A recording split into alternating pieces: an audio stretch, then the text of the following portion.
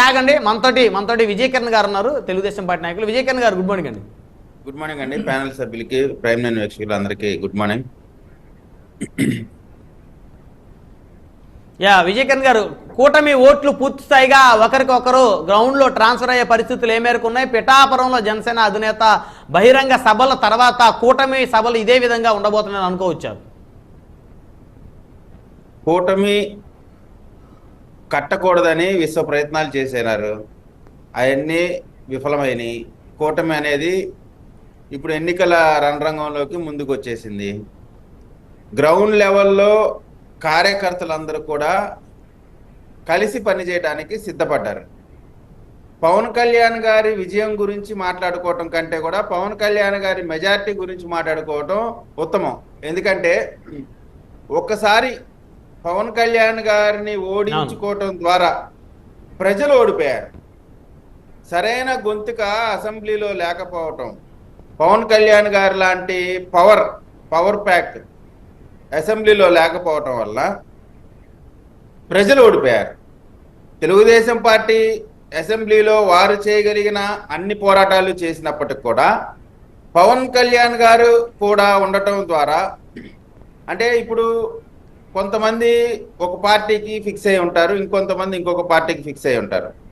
Neutral voting, అదేవిధంగా upcoming youth, ఆ పార్టీలో ఈ పార్టీలో కొంత అణిచివేతకు గురైన వాళ్ళు కానీ, ఇబ్బంది పడ్డోళ్ళు కానీ, వారందరూ కూడా ఒక కొత్త ప్రత్యామ్నాయం కోసం సహజంగా ఎదురు చూస్తూ ఉంటారు.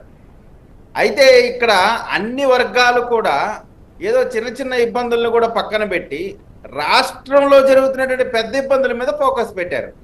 ఈరోజు రాష్ట్రంలో ఇందాక హనుమంత్ రెడ్డి గారు చాలా పాట పాడారు.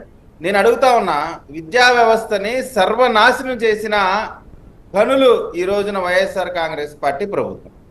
విద్యా వ్యవస్థలో రకరకాల కోర్సులు తీసుకొచ్చి దానికి సరైనటువంటి పర్యవేక్షణ లేకుండా, అంటే దానికి ప్రిపరేషన్ లేకుండా ఉన్న పలంగా రకరకాల, అంటే ఈరోజు నైట్ నాకేదో కల వస్తుంది, లేదు ఎవరో ఏదో ఒక ఫార్ములా చెప్తారు, దానికి ఏదో కిక్ బ్యాక్స్ ఉంటాయి బ్యాక్ సైడ్, అవన్నీ తెచ్చి ఇంప్లిమెంట్ చేయడం, బైజూస్ లాంటి కార్యక్రమాలు తీసుకురావడం. అంటే 27 పథకాలు రద్దు చేశారు. పీజీ స్కాలర్షిప్ని, అంటే ఆంధ్రప్రదేశ్లో పీజీ చదువుకోకూడదు అనేటువంటి దుర్మార్గమైనటువంటి ఆలోచన ఏ ప్రభుత్వం కూడా చేయదు. సహజంగానే ఏదో చాలా చేసామని చెప్తున్నారు. పోలవరం ఎక్కడ వేసిన కొంగలు అక్కడే ఉంది. ఆంధ్రప్రదేశ్కి ఒకటి చాలదు, 3 రాజధానులు కావాలన్నారు. ఒక్క రాజధానిలో ఒక్క ఇటుకి పెట్టలేదు.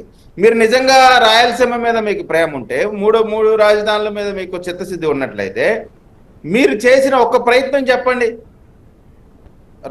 కర్నూలులో న్యాయ రాజధాని అన్నారు.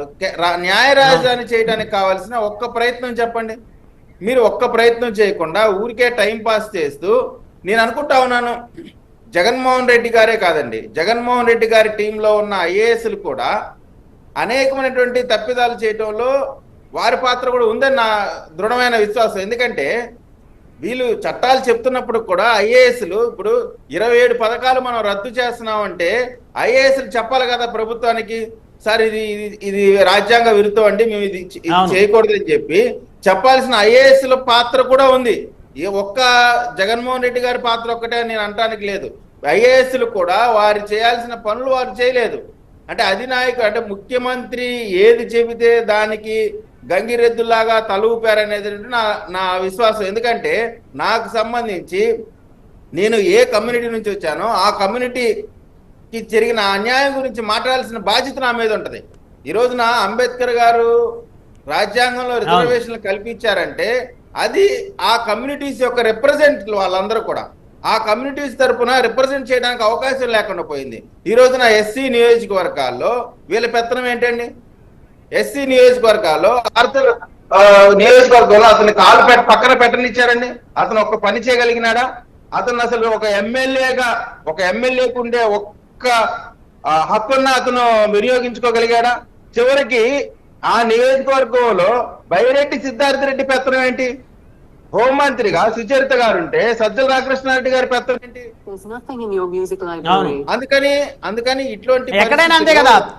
గతంలో తెలుగుదేశంలో కూడా అదే తీరుంది కదా. విజయకరణ్ గారు సార్, ఇప్పుడే కొత్త ఏం కాదు కదా, గత ప్రభుత్వాల్లో కూడా గతంలో కాంగ్రెస్ అయినా తెలుగుదేశం అయినా వైఎస్ఆర్ కాంగ్రెస్ లో ఉన్న అటువంటి కార్యక్రమం జరిగితే ఖచ్చితంగా దాన్ని ఎవరైనా సరే రాజకీయాలు అతీతంగా ఖండించాల్సిందే.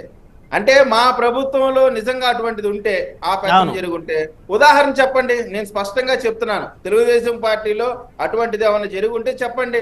వైఎస్ఆర్ కాంగ్రెస్ పార్టీలో నేను పేరు చెప్తా ఉన్నాను. ఇప్పుడు పార్టీలు మారటం గురించి ఏదో చెప్పారు. ఇప్పుడు ఎలీజా కనీసం ఇంటర్వ్యూ ఇచ్చారా? కనీసం మీకు టికెట్ ఇవ్వట్లేదని కనీసం ఒక మాట అన్నా పిలిచి ఇగో నీకు ఇవ్వలేకపోతాం, నీకు ఇక్కడ అకామిడేట్ చేస్తామని చెప్పగలిగారా? అంటే ఎస్సీలు బీసీలు పదవులు కేవలం ఏదో అలంకారప్రాయం అయిపోయినాయి అనేది నా అభిప్రాయం అండి.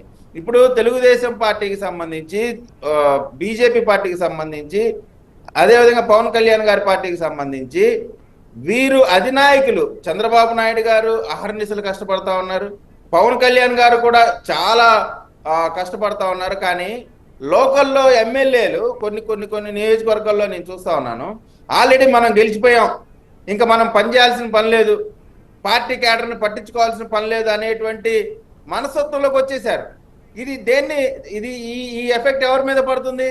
అవును, ఇది ఇప్పుడు నేను మా పార్టీ అయినా జనసేన పార్టీ నాయకులకైనా ఎమ్మెల్యే అభ్యర్థులకి నా విన్నపోయిందంటే, ఇంకా మనం గ్రౌండ్ లెవెల్లో ఎంతో కష్టపడాలి. అన్ని కమ్యూనిటీస్ యొక్క రిప్రజెంటేషన్ చాలా అవసరం. అందరం కలిసి ఈ ప్రభుత్వాన్ని ఇంటికి పంపించాలనేటువంటి కార్యక్రమం జరుగుతూ ఉంది. దీనికి చంద్రబాబు నాయుడు గారు పడే కష్టంలో అభ్యర్థులు కూడా కలిసి పనిచేస్తే గెలుపు అనేది పెద్ద దూరమేం కాదు. ఇక్కడ ఈ రాష్ట్రంలో జరుగుతున్నటువంటి అనేకమైనటువంటి ప్రజా వ్యతిరేక విధానాలకి ప్రజలు అలిసిపోయి ఉన్నారు. ఇప్పుడు ప్రజలకు కావాల్సింది ఒక స్వాంతన కావాలి. ఈ రాష్ట్రంలో నిజంగా చెప్తా ఉన్నాయండి, లిక్కర్ ద్వారా నిజంగా లిక్కర్ పాపం అయితే మాత్రం ఈ ప్రభుత్వం మోయవలసిందే. లిక్కర్ లో జరిగిన స్కామ్ ఏదో ఢిల్లీ స్కామ్ అంటున్నారు, ఢిల్లీది పెద్ద స్కామ్ కాదండి నాకు తెలిసినంత వరకు. ఆంధ్రప్రదేశ్ లో లిక్కర్ స్కామ్ రాబోయే రోజుల్లో మీరు చూడబోతా ఉన్నారు. భారతదేశంలో ప్రజలందరూ కూడా అవాక్కయ్యేటువంటి స్కామ్ ఆ లిక్కర్ స్కామ్. దాంట్లో ఐఏఎస్లు ఉన్నారా, లేదు ఆ మినిస్ట్రీ ఉందా, లేదా ప్రభుత్వ పాత్ర ఉందా ఏంటా అనేది అవన్నీ కూడా ఏజెన్సీలు బయట పెడతాయి. కానీ మన కళ్ళ ముందు కనపడతా ఉంది. డిజిటల్ యుగంలో భారతదేశం మొత్తం కూడా డిజిటల్ ట్రాన్సాక్షన్ కు పోతున్న ఈ సందర్భంలో క్యాష్, ఓన్లీ క్యాష్ తప్ప యాక్సెప్ట్ చేయలేనటువంటి ఈ పరిస్థితుల్లో ఖచ్చితంగా అది పెద్ద స్కామ్. ఆ స్కామ్ ఓన్లీ ఆర్థికంగా ఉంటే అది వేరే విషయం. కానీ ఆ మందు వల్ల పేదవాడు, మద్యం అలవాటు ఉన్నవాడు అనారోగ్య పాలు ఎంత అవుతా ఉన్నాడు, వాడు ఎంత దారుణమైనటువంటి పరిస్థితిలో ఉన్నాడు. గురజాల నియోజకవర్గంలో, పల్నాడు జిల్లా గురజాల నియోజకవర్గంలో మేము తిరిగినప్పుడు దరిదాపుగా ప్రతి ఊర్లో, ప్రతి గ్రామంలో 20 మంది 30 మంది బెడ్ రిడన్ అయి ఉన్నారండి. ప్రతి ఊర్లో 5 మందో 10 మందో కేవలం పిచ్చి మద్యం వల్ల చనిపోయిన వాళ్ళు ఉన్నారు. అంటే నేను అనేది ఏంటంటే, ఇంత దారుణమైన పరిస్థితిలో ఈ రాష్ట్రం ఉంటే వారు గెలుపు అనేది అసాధ్యం. వాళ్ళకు ఉన్నటువంటి ఏకైక బలం ఏంటంటే బటన్ నొక్కారు కాబట్టి, అక్రమ మార్గాల్లో వేల కోట్లు వెనకేసుకున్నారు కాబట్టి, కేవలం డబ్బులు ఇవ్వడం ద్వారా మాత్రమే వీళ్ళు ఎన్నికల్లో గెలవాలనే ప్రయత్నం చేస్తా ఉన్నారు. స్థానికంగా ఉండే చిన్న చిన్న ఇబ్బందుల్ని వాళ్ళు క్యాష్ చేసుకొని తద్వారా వాళ్ళు రాజకీయ లబ్ధి పొందుదామని చూస్తా ఉన్నారు. అభ్యర్థులు ఖచ్చితంగా ఒళ్ళు వంచి పనిచేయాల్సినటువంటి అవసరం ఉంది. ఇదేదో ప్రజల యొక్క ఆమోదంతో గెలుద్దామనే ఉద్దేశం లేదు, ప్రజల్ని మభ్యపెట్టి గెలుద్దామనేటువంటి ఆలోచనలో ఉన్నారు. ఇందాక చందు సీనన్న చెప్తా ఉన్నాడు పవర్ షేరింగ్ గురించి. రైట్, మళ్ళీ వస్తాను పవన్ కళ్యాణ్ గారికి ఏ విధమైనటువంటి తక్కువ చేసి